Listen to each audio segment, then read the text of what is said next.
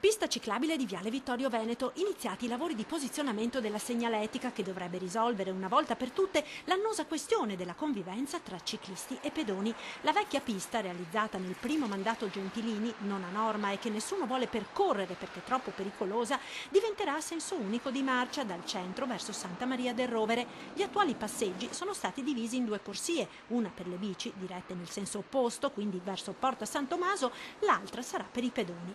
La nuova viabilità sarà operativa da lunedì e per una ventina di giorni la polizia locale farà informazione. Verranno messi 2 agenti a disposizione dei cittadini che transiteranno in quel luogo proprio per evitare la promiscuità tra ciclisti e pedoni. Un po' di confusione si è già vista stamattina, pur non essendo ancora operativa la nuova viabilità, ed i cittadini si dividono. O si fa di là le biciclette e di qua solo i pedoni, visto che si chiama passeggi, comunque va bene così, piuttosto che non si faccia niente. Ora perché qua rischiavamo sempre, è una follia perché c'era già di là, questo doveva restare per i pedoni. Forse era meglio separare del tutto.